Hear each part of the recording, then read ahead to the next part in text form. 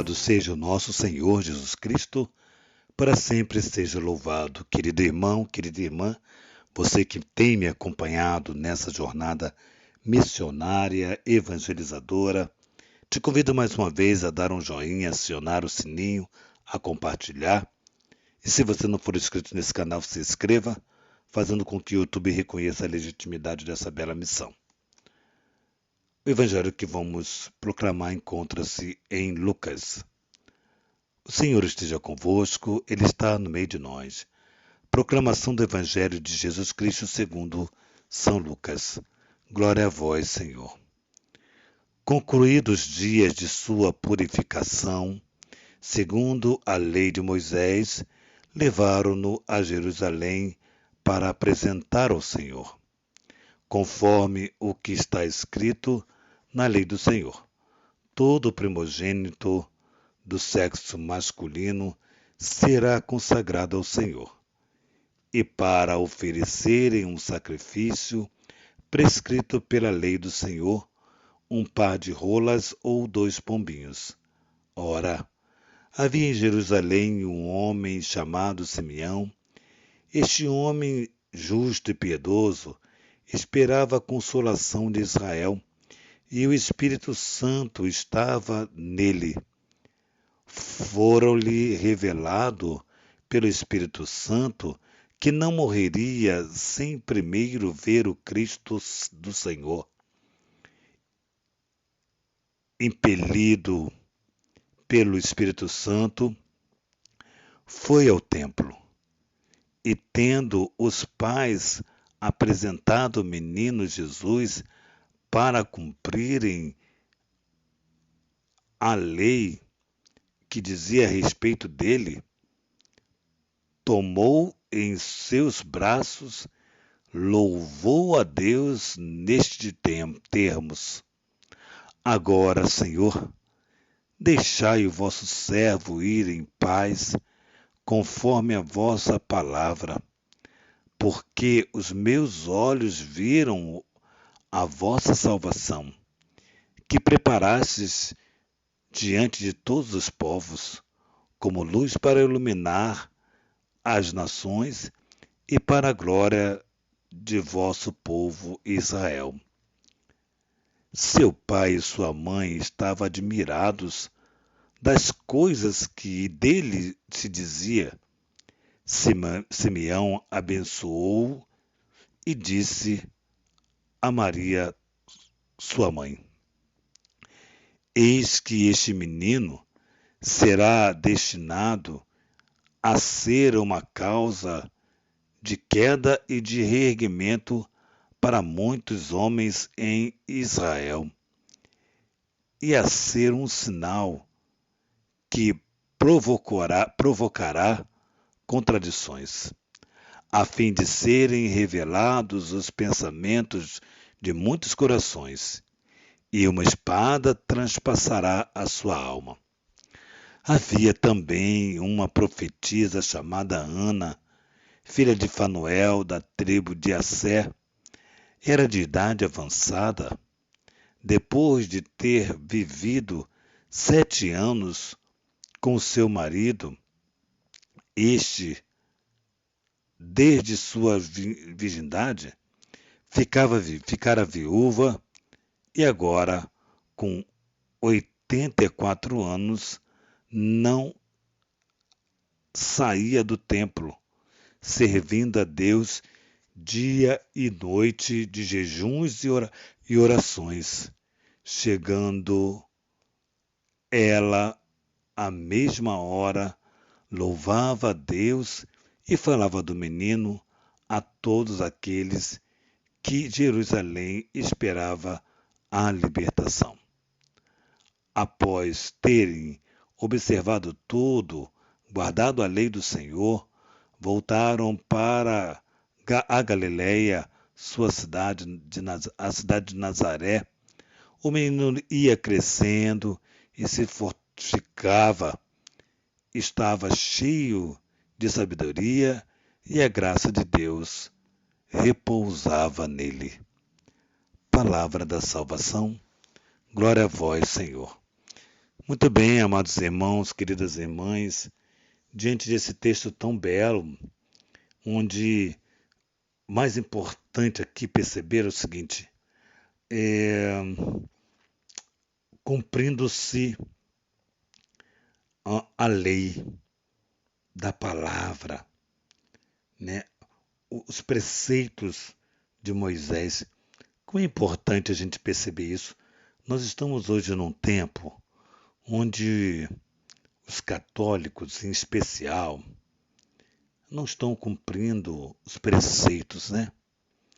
Não estão vivendo, ou, sem exagerar também, né? Todos não, não é todos, não pode. Tudo que vem generalizar é ruim, né? É ruim, porque a gente vai acabando esvaziando o esforço do outro de viver a santidade. Mas hoje a gente percebe, no geral, ou em algumas pessoas, essa falta de desejo de cumprir com os preceitos da igreja, os preceitos da nossa fé, da religião, os preceitos da igreja, esse cuidado. E Maria e José demonstra aqui para nós todo o esforço, todo o cuidado, todo o carinho em realizar os preceitos. Foram a Jerusalém para apresentar o menino, ou seja, a purificação de Maria, né, após o que chamávamos, ou que chamam de resguardo, né?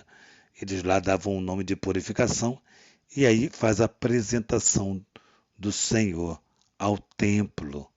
E aí é muito bacana que todos faziam isso, né? Era o primogênito. A gente vai lembrar daquela passagem em que Herodes mandou matar as crianças, o menino, né? E aí, para trazer de volta essa triste passagem, é apresentado o sexo masculino, e a este sexo masculino, ou seja, a esse menino, o mais velho, o primogênito, ele tem o dever de fazer valer toda a tradição da fé, ou seja, de passar essa tradição para os seus filhos, para outros e assim vai. Então, tão importante para nós entendermos esse episódio. E aqui vai dizendo para nós o seguinte: é, vai mostrar para nós a classe social de nosso Senhor Jesus Cristo, que era a classe social dos seus pais. E qual era a classe sociais? A classe social de Maria e de José não era uma classe é, privilegiada, era uma classe mais passava mais de necessidade. A gente vê, comprova isso, que José e Maria ofereceram um casal de pombinhos ou de rolinhas, né? E nós sabemos que pombinhos é fácil de pegar nas praças, rolinhas também é fácil de caçar, né? Então, de graça. Ou seja, aqueles que era para apresentar no templo aquilo que podia ofertar, né? Não somente o primogênito, mas alguma coisa de valor, valor mesmo. E aí, quem era mais de classe alta oferecia carneiros, oferecia bois, oferecia eh, animais mais caros, enfim, e os mais pobres oferecia o que o texto já disse, rolinhas e pombinhos. Então, marca para nós a classe social de Jesus, para a gente perceber. E aí a gente vai percebendo o seguinte: nasceu pobre, nasceu numa manjedoura, é, ainda que não tivesse nascido na manjedoura, José e Maria não teriam dinheiro para pagar uma digna hospedaria. Seria uma hospedaria, sim, mas muito pobrezinha também. E aí foi, bom, como nós já sabemos, nasceu no estábulo. Bom, para marcar mais uma vez que José e Maria, eles eram pobres financeiramente, mas ricos espiritualmente, porque os dois estavam com o mesmo propósito de obedecer o que é a lei de Deus. E aí entra no templo, oferece o menino, dão as suas ofertas, casal de pombinhos, e aí o velho Simeão. O texto é interessante que vai mostrar também para nós a fidelidade de Deus. Deus havia prometido a Simeão que ele não morreria sem antes contemplar nos seus braços, seus olhos virem o menino Deus. E assim se cumpriu. E Simeão faz essa bela oração: agora pode deixar, Senhor, teu servo partir em paz, porque os meus olhos viram a vossa salvação. Então, a fidelidade de Deus mostra nesse texto que Deus é sempre fiel. Também tinha a Ana, né, uma profetisa que dia e noite dedicou a sua vida ao templo. Então nós percebemos aqui a importância do templo, a importância de ter homens e mulheres que devotam ao templo muito amor, muito zelo, muito cuidado. Por isso que o texto bíblico vai dizer: o zelo pela tua casa me consome. Ana era essa profetisa que em jejuns e orações não saía do templo, e aí contempla também, como o velho Simeão, a graça de ver Jesus, de ter Jesus nas mãos. E José e Maria, não entendendo muito aquilo que dizia do menino, que falavam maravilhas do menino, José e Maria, sem entender, porém guardava tudo isso no coração. Então o texto de hoje nos traz no coração a importância da apresentação, de apresentar no templo. Acho que todo dia, amados irmãos, se você tem a oportunidade de ir a uma igreja, todo dia se apresenta ao templo, né? Se apresenta ao Senhor. Renova essa apresentação que foi feito na sua vida no batismo, né? Que nossa igreja tem a graça de poder fazer a apresentação e depois do batismo, a consagração, né? E sempre fazemos a Mãe de Deus. Bom, enfim, faça isso. Vá na igreja, se tem a oportunidade, passa pela igreja, entra na igreja e mais uma vez se apresenta ao Senhor.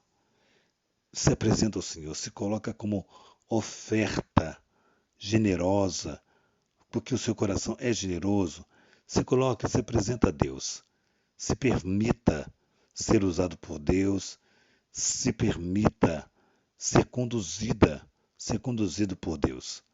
Que seja assim para mim e para você. Dia todo especial.